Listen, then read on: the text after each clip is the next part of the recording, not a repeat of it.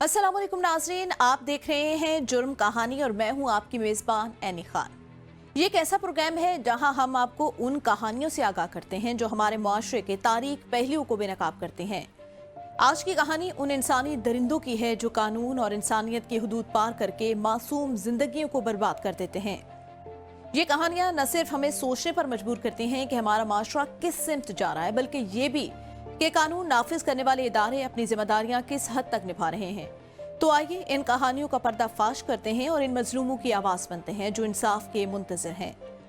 जुर्म कहानी का सफर शुरू होता है, जुड़े रहिए मेरे साथ। पाकिस्तान में जिनसी जुराम का बढ़ता हुआ रुझान न सिर्फ हमारे माशरती जवाल की अक्कासी करता है, बल्कि ये भी जाहिर करता है कि किस तरह हमारी अकदार और खानदानी निज़ाम तेजी से बिखर रहे हैं।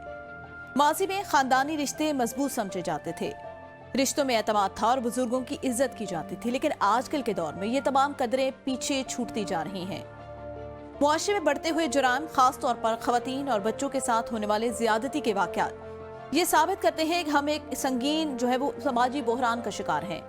हर गुजरते दिन के साथ खवातीन और बच्चे गैर महफूज होते जा रहे हैं। दरिंदा सिर्फ मुजरिम दंदनाते फिरे हैं और इसका एक ताज़ा तरीन और दिल दहला देने वाला वाकया रावलपिंडी में पेश आया, जहां एक बहनोई ने अपनी साली को ज्यादती के बाद कत्ल कर दिया। रावलपिंडी पुलिस के मुताबिक थाना जाथली के इलाके में एक इंसानियत सोज वाकया पेश आया, जहां एक बहनोई ने अपनी साली को न सिर्फ ज्यादती का निशाना बनाया, बल्कि उसे हमला होने पर अपनी मां, बहन और एक पड़ोसी खातून के साथ मिलकर जहर देकर कत्ल कर दिया। पुलिस ने इस बेईमाना जुर्म में मुलव्वस 4 मुलजिमान को गिरफ्तार कर लिया, जिनमें मरकजी मुलजिम गुलजार उर्फ गुल्लू, उसका साथी मोहम्मद अमीन, उसकी वालदा और बहन शामिल हैं। इब्तदाई तहकीकात के मुताबिक मकतूला से बार बार ज्यादती की गई और जब वह हामला हो गई तो उसे जहर देकर कत्ल कर दिया गया और खामोशी से तदफीन कर दी गई ताकि जुर्म को छुपाया जा सके। लेकिन पुलिस ने तफ्तीश के दौरान शवाहिद इकट्ठे किए, कब्र कुशाई की गई, पोस्टमार्टम करवाया गया और मुजरिमान को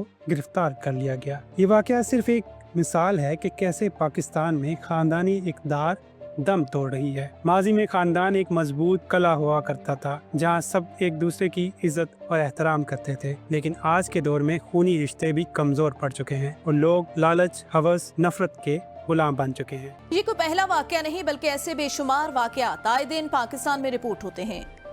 मासूम बच्चों और खवातीन को ज्यादती का निशाना बनाया जा रहा है और उनके कातिल आजाद घूम रहे हैं। इस घराने जुराम के पीछे वो सफाक दरिंदे होते हैं जो या तो जहनी मरीज होते हैं या किसी के अंदर खौफे खुदा बाकी नहीं रहता। ऐसे लोग ना तो खानदान का एहतराम करते हैं और ना ही इंसानी कदरों को जानते हैं।